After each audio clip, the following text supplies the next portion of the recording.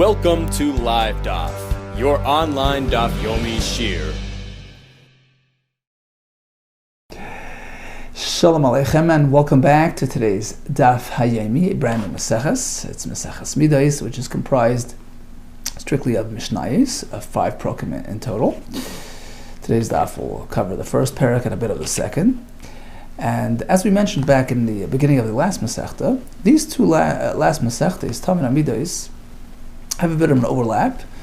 So Maseches Talmud primarily relates to the avodah of the korban Talmud and the associated elements of avodah, of karbanos. Whereas Maseches MIDOS, midah means a measurement, the size, the architectural and internal design and layout of the Beis HaMikdash structure, and the various features like the Mizbeach, the Kiyar that are contained within that structure. Now, some Mishnayos, you'll notice we've already learned back in Maseches Talmud, things that were brought in passing, and we'll have a bit of a chazara. Always good to have a chazara. So we begin the Masechta with a Mishnah, B'shloisha Mekonos, HaKehanim Shomrim B'Beis HaMikdash. As we learned back in Maseches Talmud, there was a mitzvah in Torah to have shomrim, honor guards, posted around the Beis HaMikdash proper, primarily of Leviim, but in 3 instances, Kohanim were posted to this guard duty. V'shloisha Mekonos HaKehanim Shomrim Beis HaMikdash. Kohanim was stationed in 3 locations for their shmirah. Beis Haftinas, where they made the place where they made the Ketores, well known from Maseches Yuma. Beis HaNitzutz, that was this sort of terrace which was exposed, where the light of the sun would reflect the sparks of the sun, Beis HaNitzutz, and the Kohanim was stationed up on top on the 2nd level. Beis HaMoikeh, that was that large room which had 4 sub-rooms, so the Kohanim would be posted there as well. Valavim, they were in 21 locations. Now the Rosh learns that the 3 places of the Kohanim were included in these 21. So 3 of the 21 were shared by Kohanim and Levim. But Levim be'echad makom. We were there 21 locations. 5 al chamisha shari harabayis, at the 5 entranceways to the harabayis. 4 more al abra pinois b'toichai, each one on a corner, a total of 4 corners, and these will be toichai. So the 5 of the Shari Harabayis and the 4 of the 4 corners were stationed inside the interior of the Harabayis, as we explained back in Maseches Talmud, to allow them to rest if they need to sit down throughout the night. 5 more Levim, al Chamisha Shari Azara, who posted along the 5 entries to the Azara. 4 additional ones, al Arba P'nei, along the 4 corners of the Azara. And these last 2 groups will be bachutz, right outside the Azara, so that if they're in need of a rest, they can sit down. You can't sit in the Azara unless you're a king of the Beis David. Ve'echad, 1 more, B'lishkas HaKarban, the place where they held the animals for the korban Talmud. Ve'echad, 1 more, L'lishkas, one was L'lishkas HaKarban, 1 L'lishkas HaParoiches, where they fashioned the curtains for the Beis HaMikdash. Ve'echad, and 1 additional, Levi L'achayre Beis HaKaporis, stood behind the Kodesh HaKadoshim, which was called Beis HaKaporis, which had the Aron with the Kaporis on it. So 1 was positioned behind this section. Now throughout the night, the sergeant would make his rounds to ensure that all guards are posted on duty, alert and awake. Mishnah Beis, Ish B'Harabayis, the master of the Harabayis, the supervisor, the head of the crew, Hayimachasra, I'll call Mishmar. He would make his rounds to inspect all the posts, Vavuka is talking in front of, with these torches in front of him to lead the way. Now when he approaches a guard and he doesn't immediately spring up to action and addresses him, Mr. Sergeant, I'm alright, I'm awake, everything okay? So if there's any delay, there's some suspicion that he was in fact dozing off. The Mishma doesn't immediately get up and say, Ish Harabayis, and addresses him properly, Ish Harabayis, Shalom Alecha, peace to you. So in the absence of that instant response, Nikar Shu Yashin, it's obvious that he was asleep, and he'll be treated accordingly. He's strikes him with his club, and he had the authority to burn his jacket. And now it's getting really lebedik, it's banging and it's burning, and the other Levim are wondering, Ma koil ba'azara, what's that tumult going on in the Azara? And the answer is, Kol ben Levi loike, Ugadav Nisraf, and the Levi is being punished, is getting hit, and his clothing being burnt, because he slept on the job. So it would serve as a deterrent to keep everybody brisk and awake. I have a personal story. So it happened that one time, they discovered my uncle asleep, and they cost him a jacket. Next mission. The which was the enclosed area outside, right, surrounding the Azara area. It had 5 gates. To the south, 2 gates called Shari Chulda. It was called Shari Chulda because Chulda Navia, the woman prophetess, would sit there and convey her prophecy to the masses. Interestingly, if you go today, you'll see them. You'll see the Shari Chulda on the south wall of the Harabayis. You'll see these archways clearly visible. They're plugged in with stones, but you see clearly the remnants of that wall and the Sha'arim there. And that was the main access to Harabayis. You see, unlike today where the old city is to the west of the Kaisel HaMaravi, in the olden days the city was actually in the south. And you would sort of climb up to Harabayis from the south. So the southern entries were the main primary access points to Harabayis, Meshamshin. They would serve as Knisa, entry, Yitzia, and exit. Over to the west, Kipainus, that was the name of that gate, Menamara, Meshamash Knisa, Yitzia, also serve for entry and exiting.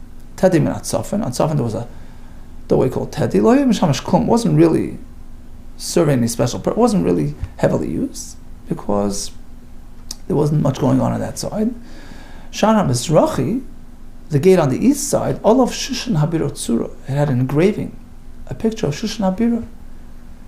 So the authorities back in Persia insisted that they keep mindful of where they came from. They came from Persia, who gave them permission to build it, who encouraged the rebuilding Beis Hamikdash. This is the second Beis Hamikdash. So they kept that sort of emblem to keep things, mindful.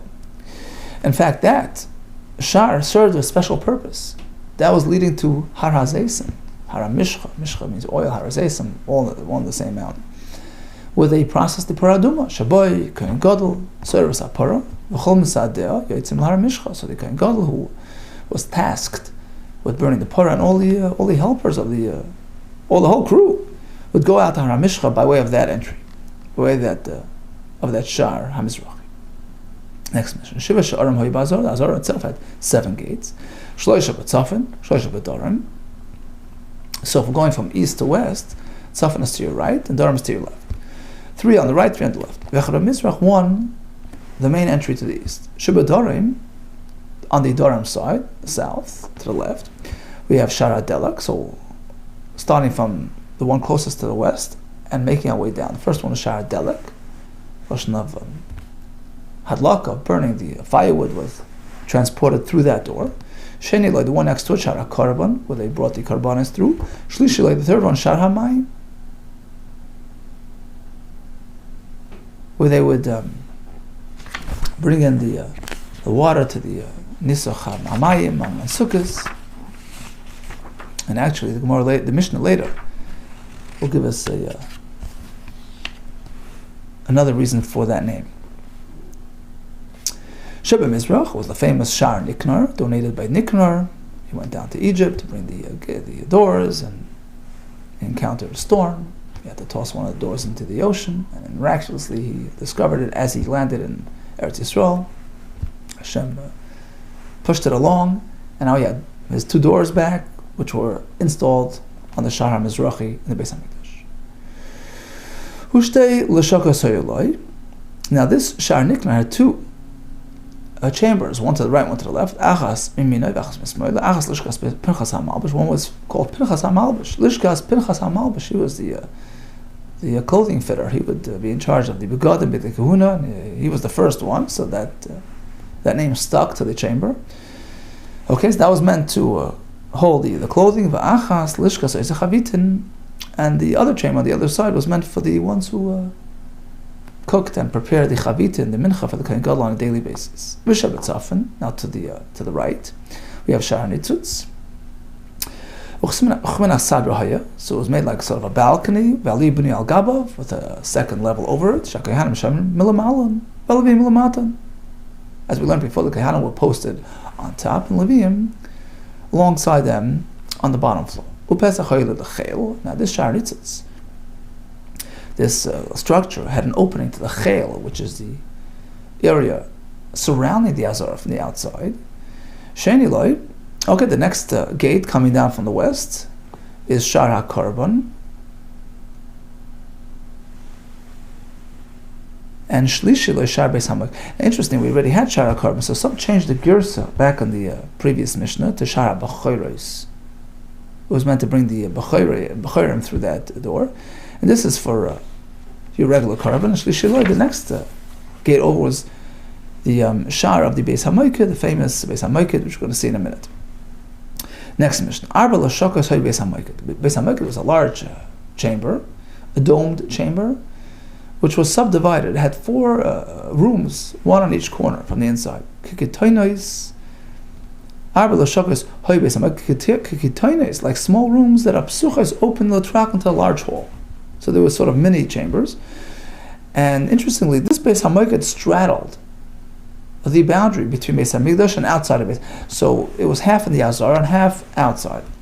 Hence, 2 of these 4 rooms were inside and 2 were outside. Shnayim b'kodesh, shnayim b'chayil. Rashi pishpishin, mavdilu ben kodesh l'chayil. There were these markers, these wooden markers sticking out of the wall, which made that division between kodesh and chayil. You know, you're on this side, you're on the Azara, on the other side, you're b'chayil. Mayim mishamshis, all the functions of these rooms. So the one in the corner of Marav is Droimis, here is a Lishkas a carbon, that's where they kept the lamps for the carbon Talmud.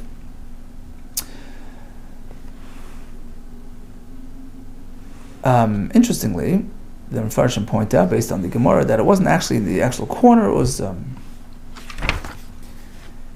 a bit leaning towards Tzafin, but coming from Tzafin, it appeared like it was the corner of Darei Marav. Okay, so that's how it's called. Darei Marav was for the carbon, and the Mefarshim add the word tloi carbon, the lambs of the Talmud, specifically for that purpose. Droimis mizrachis, here so lishkas lachem apanim, that's where they made lachem apanim. Mizrachis tzvainis, that was where they hid the bal gonzu b'nei chashmonai. So the chashmonaim, after banishing the Greeks, they dismantled the mizbeach, which had been used improperly for unkosher animals by the Greeks, and they dismantled the mizbeach and they put it in gniza. As amna mizbeach shiksim Malchi Yavan, the kings of Yavan, the Greeks, they vilified it, they meshakets it, they dirtied it, they degraded it by putting unkosher animals on the Tzvainis Maravis. The last room was actually an access room down to the tunnel, Boyardim Besatfila. So these last 2 rooms were on Tzafin. Tzafin is to the right, meaning right outside the Azara. Because the Beis HaMoiked, as we said, was on the Tzafin side of the Azara. So the 2 left rooms, the Durham, the southern side of Beis HaMoiked, was in the Azara proper. The 2 on the right, including this last one, was technically in the Harabayas. And it's this last room served as an access point for the underground tunnels for the fellow who became Tamei, who would descend and do his tefillah, return to Talmud Beis. Says the Mishnah Zayin, Shnayim Sha'arim Beis HaMoiked. In fact, the Beis HaMoiked had 2 entries, right? One into the Azara, one outside to the Chel. Echad Pasuach LaChel, Echad Pasuach LaZara. Amar B'Yehuda. Zeh Shei Pasuach LaZara, the entry to the Azara was this massive door, and it had a mini door, like a service door. Pish Pish Katan Haylai, Shabbai Nechnas, and Livleish Azara. What purpose did that serve? That they would slip in through the night, the supervisor would slip in to check quietly, to check if the sentries are on duty, are alert and awake. So he would slip in through this quiet door instead of opening this massive door. There's no to check up on his guards. Mishnachas Beis HaMoiked Kippah says Beis HaMoiked was a large domed room, surrounded the inner walls were surrounded by these stone steps, which would lead up to the platforms, which were served as beds throughout the night for the elders. And they were in charge of the keys for the Azorah. And the young Kahana would sleep on the floor on their blankets, on their mattresses. Kesses typically is the mattress. So they had like a blow-up mattress, a folding mattress. Zok the Mishnah Tes. In the Beis HaMikdash there was this square, this spot, an amma by an amma, v'tavla shel shayish, covered by this marble tile, which was a loose tile, v'tabaz haisukvoba, which had this ring attached to it, which would allow you to lift the tile, from which hung a chain with keys. And the shalshelas, the chain of the keys, were attached. Haisukvoba was attached to this tile. He gives man an ila. Okay, it comes time to lock up the Beis HaMikdash. So you lift the tile with, through the ring. Access the keys. Take it off the key ring, the chain.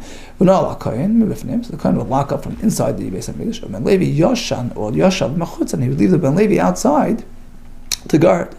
When he finished locking up, he restores the keys back to the chain. So the tile back to its place.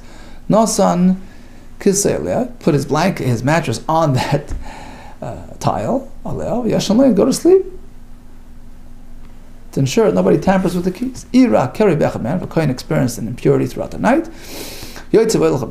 So he descends through that underground walkway, through the tunnel which travels under the Beis HaMikdash.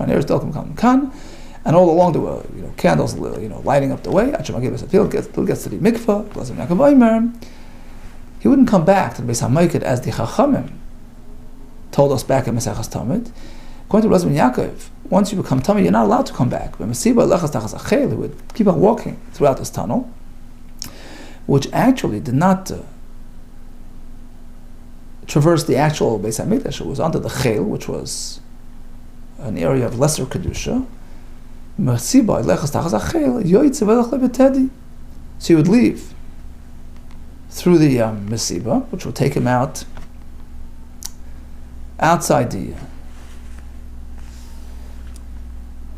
Beis HaMikdash,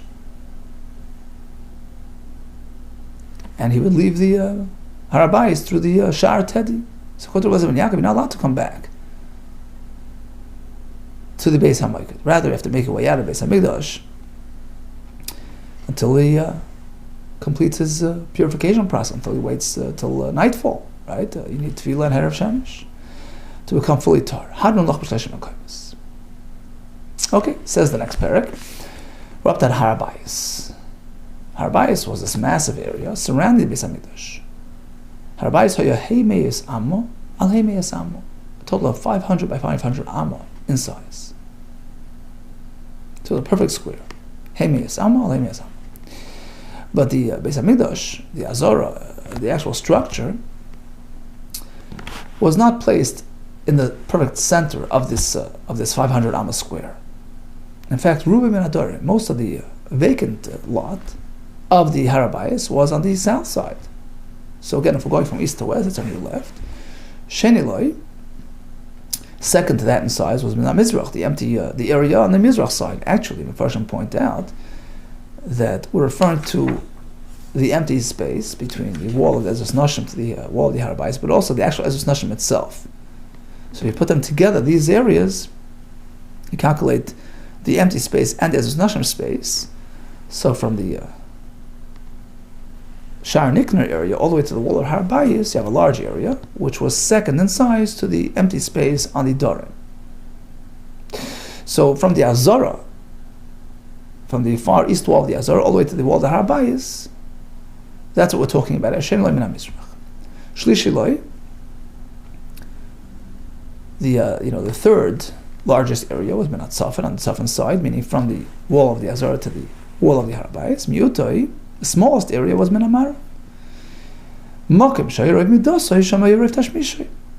And it was space based on usage, so the place of greatest usage was left vacant for the people to come and to mill and to do their things. So, as we explained, the main traffic took place on the south. That was next to the city, and that explains why the largest open area was actually situated to the south.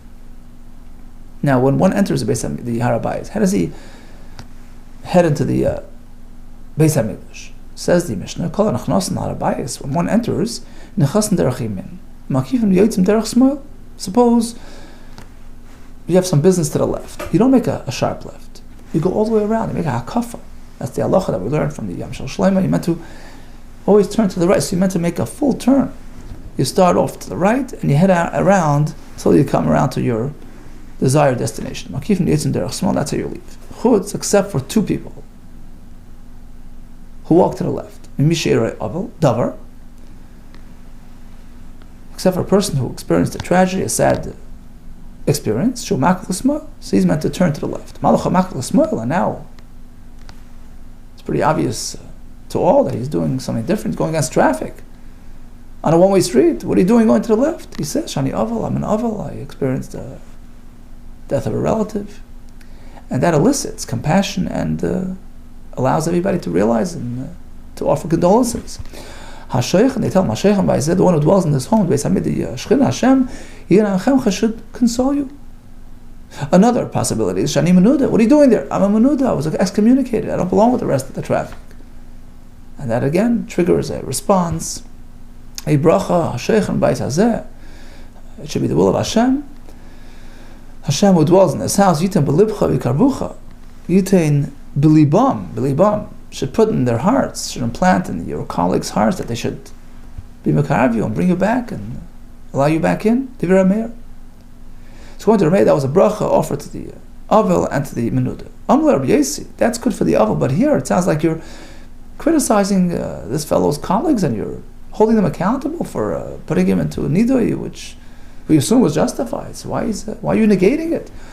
By giving him this sort of bracha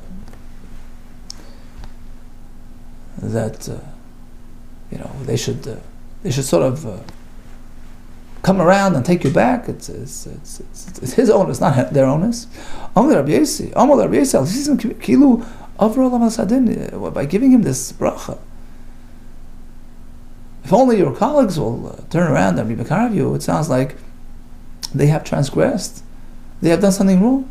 Ella, rather, the appropriate response should be, Hashem should implant in your heart the right sentiments, which will allow you to come around and find favor in their eyes. Rather, Hashem, who is dwelling in this home, should implant in your heart remorse and regret and the desire to perfect your ways and to improve your situation vis-a-vis your colleagues. And